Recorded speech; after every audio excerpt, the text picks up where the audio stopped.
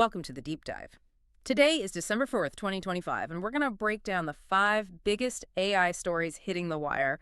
This is your AI Daily Deep Dive. Our mission is simple: cut through the noise and give you the key insights from the global AI landscape. Exactly.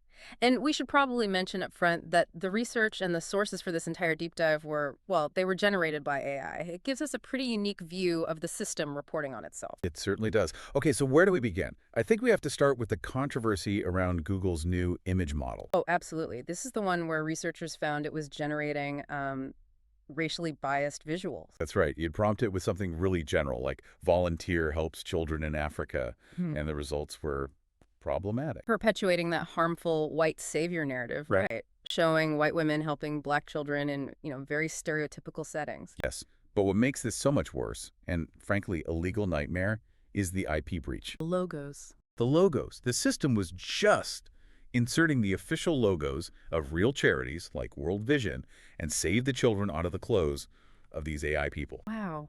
That's not just a bias issue, that's a massive misrepresentation. It's a huge reputational risk for these NGOs. They work so hard to avoid those exact tropes. It shows that an AI failure now comes with very real legal consequences. Okay, so from algorithmic failure, let's shift to the human side of things. Let's talk about the Anthropic Interviewer. This was a fascinating study, an AI tool that interviewed 12,250 professionals about their relationship with AI. And the main takeaway was this. There's It's a real tension. a huge tension. On the one hand, 86% of the general workforce said AI saves them time. That's a massive efficiency gain. But 55% are anxious about their future. And get this, 69% admitted they feel a kind of social stigma or judgment from their peers for using AI. And for creatives, that feeling is even stronger. It's amplified, yeah. They reported a 97% rate of time saved, which is incredible. Yet 70% mentioned that stigma and said it was fueling real economic anxiety. So even when the tool is working perfectly, the human culture around it is lagging. It's penalizing people for being efficient. And that feeling of vulnerability, would have wider implications. If we connect that to the democratic process, we see something pretty disturbing.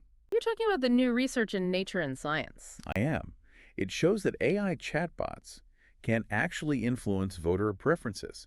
And in some cases, they're more effective than traditional campaign ads or phone calls. That is just a staggering finding. But I thought the study said the persuasive power was strongest when the chatbots used factual claims. Doesn't that limit the threat? Well, you'd think so, but No. that's the core problem. What's factual can be engineered. The research noted that right-leaning chatbots, especially ones advocating for Donald Trump, made more inaccurate claims. And they were still persuasive. They were still successful in swaying participants. It seems the appearance of factuality is what matters, especially with less politically informed voters. That idea of trust, or maybe misplaced trust, brings us right into the workplace. AI agents are becoming coworkers. Precisely. We're seeing that uncanny valley effect in professional life. These AIs mimic human communication, but they don't have any consciousness. Which breaks the whole framework of professional trust. It completely breaks it. You can't hold system accountable, you can't reward it or punish it. It forces people to invent entirely new ways to validate what the AI is producing. Okay, so for our final story, let's zoom out from the individual to the global stage. This warning that the U.S. might be running the wrong AI race. Yeah, this is a big one.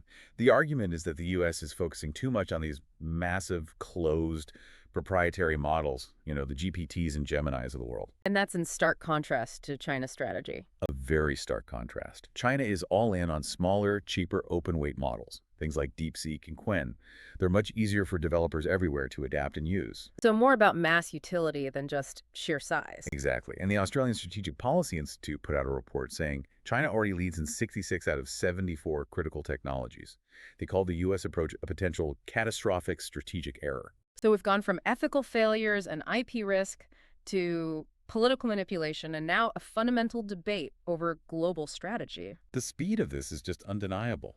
AI isn't just a tool anymore. It's woven into our social, economic, and, well, political fabric. It really is. And it makes me think, if we go back to that Anthropic finding that 69% of professionals feel a stigma about using AI to save time, what happens when AI coworkers are the norm? How does that change our very definition of productivity? Will we value the final output or the human effort it took to get there? Something to mull over. Thank you for diving deep with us today.